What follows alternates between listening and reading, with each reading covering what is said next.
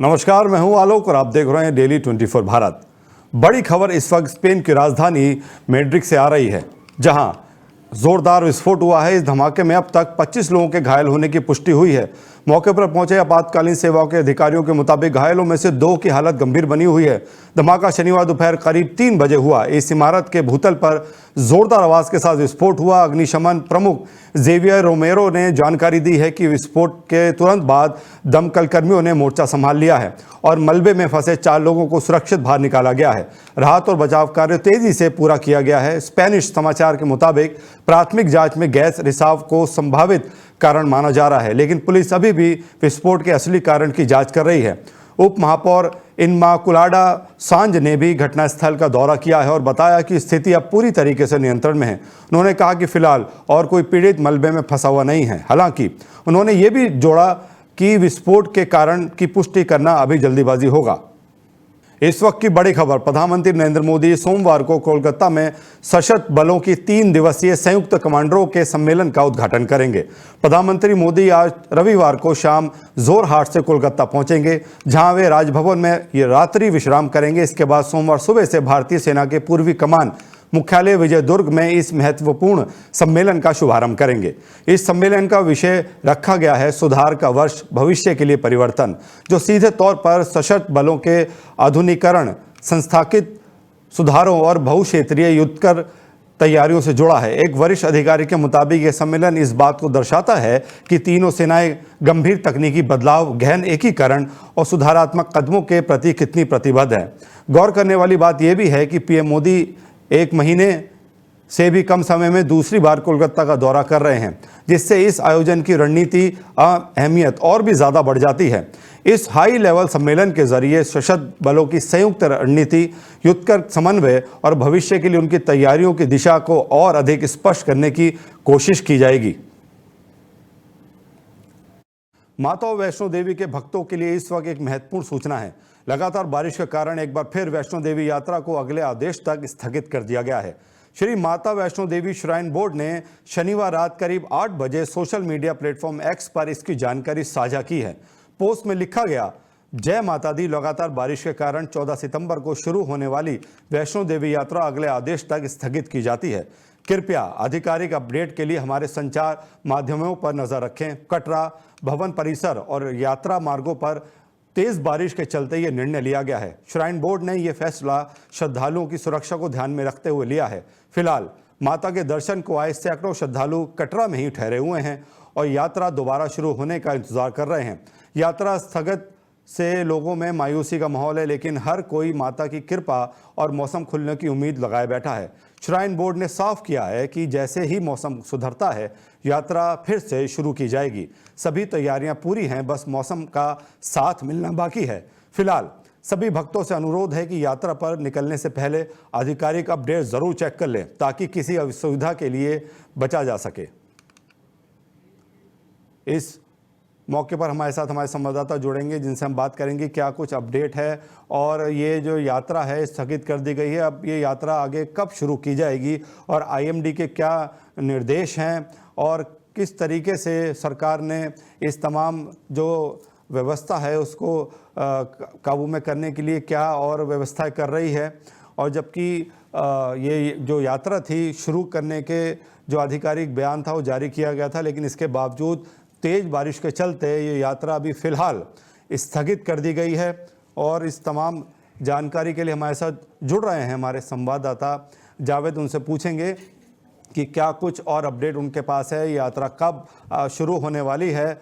और जावेद हमारे साथ जुड़ गए हैं। जावेद, ये यात्रा जो थी वो स्थगित कर दी गई है, जबकि पहले आधिकारिक बयान दिया गया था कि यात्रा शुरू कर दी जाएगी और तेज बारिश के कारण ये स्थगित कर दी गई है। आप मुझे बताइए कितनी बारिश वहाँ पर हो रही है और आईएमडी का आगे क्या निर्देश है? जी आलोक जी, अगर देखा जाए तो गुज़िश्ता जो माता वैष्णो देवी श्राइन बोर्ड की तरफ से ऐलान किया गया था कि आज से दोबारा से यात्रा शुरू होगी।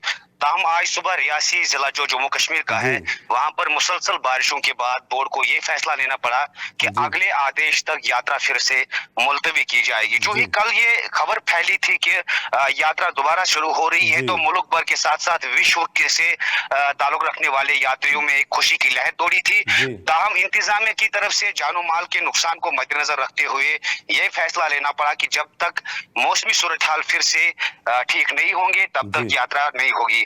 वादे कर देना चाहेंगे कि 26 अगस्त को यात्रा के दौरान जो है 35 अफराद की मौत वाक़या हुई थी, जिसके बाद श्राइन बोर्ड को यह फैसला लेना पड़ा कि यात्रा तब तक बंद रखी जाएगी जब तक रियासी जिले में मौसमी सूरत हाल ठीक नहीं रहेगी। फिलहाल रियासी में मुसलसल बारिशें हो रही है और अभी तक ये कहना कबल वक्त होगा कि यात्रा कब शुरू होगी। जी आलोक, तो कोई IMD का निर्देश जो आपके पास सूचना हो बताना चाहिए। जैसा कि पहले ही कहा गया था महकमे मौसमियात की तरफ से कि 14 सितंबर से फिर से जो बारिशों का सिलसिला है वो शुरू हो जाएगा और 2-3 दिन तक ये मुसलसल जारी रहेगा। हालांकि महकमे मौसमियात ने ये पेशन गोई दी थी कि जम्मू कश्मीर के मुख्तलिफ अजला में, जिनमें साउथ कश्मीर जो है वहां पर बारिशें हो सकती है, नॉर्थ कश्मीर और जम्मू रीजन में बारिशें हो सकती है। ताहम जम्मू कश्मीर के कश्मीर रीजन में अभी तक बारिशें नहीं हो रही है, हालांकि खुली धूप है। ताहम जम्मू डिवीजन के रियासी इलाके में और जम्मू के कुछ इलाकों में जो अभी बारिशें हो रही है और मुसलसल 1 या 2 दिन तक ये बारिशें रह सकती है और अभी तक महकमे मौसमियात की तरफ से कोई लेटेस्ट पेशन गोई सामने नहीं आई है। जी बहुत बहुत धन्यवाद जावेद इस अपडेट को साझा करने के लिए। तो माता वैष्णो देवी की यात्रा को स्थगित कर दिया गया है भारी बारिश के कारण और अगले आदेश तक श्रद्धालुओं को इंतजार करना होगा। गाजियाबाद के इंदिरापुरम इलाके से इस वक्त की बड़ी खबर सामने आ रही है, जहां देर रात पुलिस और बदमाशों के बीच मुठभेड़ हो गई। पुलिस चेकिंग के दौरान 2 संदिग्ध बाइक सवारों को रुकने का इशारा किया गया, लेकिन वे मुड़कर भागने लगे। भागते वक्त उनकी बाइक फिसल गई और दोनों गिर गए। ACP अभिषेक श्रीवास्तव ने बताया कि एक आरोपी ने पुलिस पर फायरिंग की, जिसके जवाब में पुलिस ने भी गोली चलाई। गोली लगने से एक आरोपी घायल हो गया। घायल आरोपी की पहचान शाहबाज उर्फ पोली के रूप में हुई है, जो दिल्ली के नंद नगरी का रहने वाला है। पुलिस रिकॉर्ड के मुताबिक शाहबाज पर 20 से ज़्यादा आपराधिक मुकदमे दर्ज हैं। वहीं उसका साथी अंधेरे का फायदा उठाकर मौके से फरार हो गया। पुलिस की कई टीमें लगातार उसकी तलाश में दबिश दे रही है। दिनांक 13 सितंबर को रात्रि के समय थाना क्षेत्र इंदिरापुरम में सघन चेकिंग की जा रही थी। उसी समय 5/6 की पुलिया से आ रही रोड पर एक बाइक पर 2 व्यक्ति सवार आते हुए दिखाई दिए, जिन्हें मौके पर उपस्थित पुलिस बल के द्वारा रुककर चेकिंग कराने हेतु निर्देशित किया गया। लेकिन इनके द्वारा बाइक को न रोकते हुए वापस बहुत ही तेजी से भगाया गया, जिसमें इनकी बाइक आगे जाकर फिसल के गिर पड़ी। इनमें से एक अभियुक्त के द्वारा भागते हुए पुलिस बल पर जान से मारने की नीयत से फायरिंग कर दी गई, जिसके क्रम में उपस्थित पुलिस बल के द्वारा भी आत्मरक्षार्थ जवाबी फायरिंग की गई, जिसके क्रम में एक बदमाश के पैर में गोली लग गई है तथा ये घायल हो गया है तथा दूसरा बदमाश मौके से फरार हो गया है। उसकी गिरफ्तारी हेतु टीमें गठित की गई हैं। आज दिनांक 13 सितंबर को रात्रि के समय थाना क्षेत्र इंदिरापुरम में सघन चेकिंग की जा रही थी। उसी समय 5/6 की रूस और यूक्रेन के बीच जारी तनाव एक बार फिर बढ़ता नजर आ रहा है। रूस के बशकोटोस्तान क्षेत्र में ड्रोन हमले के बाद एक सरकारी तेल रिफाइनरी में भीषण आग लग गई। बताया जा रहा है कि इस बाशन नेफ्ट रिफाइनरी को निशाना बनाया गया। ये ऊफा शहर के पास स्थित है और यूक्रेन की सीमा से करीब 1400 किलोमीटर दूर है। हालांकि क्षेत्रीय गवर्नर राडी खाबीरोव ने इसे आतंकी हमला बताया है, लेकिन यूक्रेन का नाम सीधे तौर पर नहीं लिया गया है। माना जा रहा है कि हमला यूक्रेन की नई ड्रोन स्ट्रेटेजी का हिस्सा हो सकता है। याद दिला दें कि अगस्त में यूक्रेनी राष्ट्रपति वोलोदिमीर जेलेंस्की ने कहा था कि उनका देश 2000 किलोमीटर दूर तक मार करने वाले ड्रोन विकसित कर रहा है। यूक्रेन के पास लंबी दूरी की मिसाइलें की कमी है, ऐसे में वो ड्रोन तकनीक के स्ट्रेटेजी को विकसित कर रहा है। इसका सीधा असर रूस के डिफेंस इंफ्रास्ट्रक्चर और खर्च पर पड़ रहा है। इधर रूस ने अपनी सैन्य ताकत का प्रदर्शन किया है। शनिवार को बेरेंट्स सागर के ऊपर रूस ने MiG-31 लड़ाकू विमान को उड़ाया, जिसमें लगी थी किंजल हाइपरसोनिक बैलिस्टिक मिसाइल, जो परमाणु हमला करने में सक्षम है। रूस और यूक्रेन के बीच तकनीकी और सामरिक टकराव अब नए स्तर पर पहुंचता दिख रहा है। ब्रिटेन की राजधानी लंदन में आज एंटी इमिग्रेशन मुद्दे पर जबरदस्त उबाल देखने को मिला है। सेंट्रल लंदन की सड़कों पर करीब 1,10,000 से अधिक प्रदर्शनकारियों ने उतरकर अपनी नाराजगी जाहिर की है। इस बड़े प्रदर्शन का नेतृत्व किया anti immigration activist Tommy Robinson ने। रैली का नाम था यूनाइटेड द किंगडम। इसी दौरान स्टैंड अप टू रेजिस्ट के नाम से एक विरोधी प्रदर्शन भी हुआ, जिसमें करीब 5,000 लोग शामिल हुए। स्थिति उस वक्त तनावपूर्ण हो गई जब कुछ प्रदर्शनकारियों ने नो प्रोटेस्ट जोन में घुसने और पुलिस बैरिकेड तोड़ने की कोशिश की। पुलिस अधिकारियों पर हमले की भी खबर है। हालात संभालने के लिए घुड़सवार पुलिस और सुरक्षा गियर पहने स्पेशल फोर्स को तैनात करना पड़ा है। टॉमी रॉबिन्सन ने एक्स पर लिखा, हम अपनी आज़ादी के लिए एकजुट हैं। लाखों लोग सड़कों पर हैं। प्रदर्शन के दौरान कुछ लोगों ने make America great again cap अमेरिकी व इजरायली झंडे और उन्हें घर भेजो जैसी तख्तियां लहराई। कई लोग बच्चों के साथ भी इस मार्च में शामिल हुए। बता दें कि टॉमी रॉबिन्सन, जिनका असली नाम स्टीफन याकन्सी लेनन, खुद को पत्रकार और फ्री स्पीच एक्टिविस्ट बताते हैं। हैदराबाद से एक चौंकाने वाली खबर सामने आई है, जहां एक प्राइवेट स्कूल के अंदर ड्रम फैक्ट्री में आग लग गई और बताया जा रहा है ईगल टीम ने बोनेन इलाके में स्थित मेधा स्कूल में छापेमारी कर अल्प्राजोलम वाली अवैध फैक्ट्री का पर्दाफाश किया है। छापेमारी के दौरान मौके से भारी मात्रा में ड्रग्स, कैश और ड्रग बनाने वाले उपकरण जब्त किए गए हैं। जानकारी के मुताबिक मेधा स्कूल के मालिक मलेला जया प्रकाश गौड़, जो महबूब नगर के रहने वाले हैं, उन्होंने यूनिट गुरवा रेड्डी नाम के शख्स की मदद से शुरू की।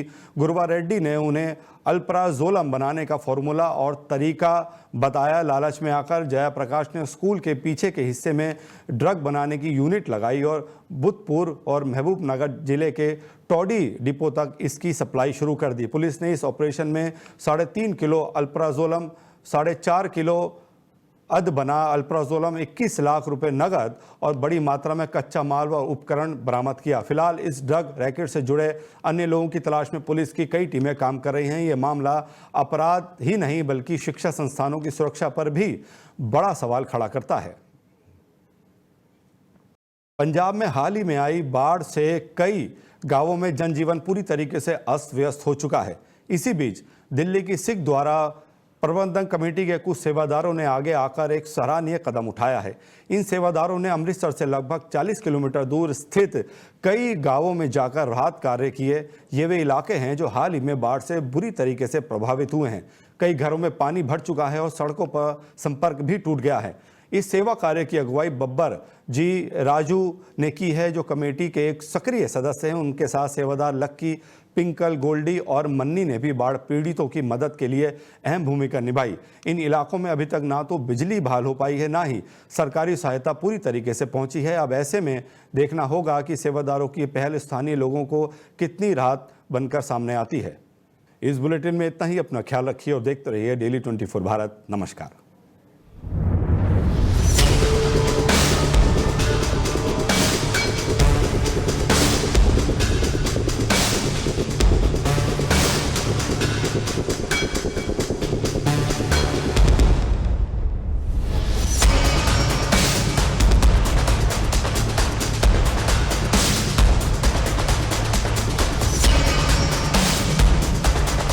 नमस्कार, मैं रमेश ठाकुर।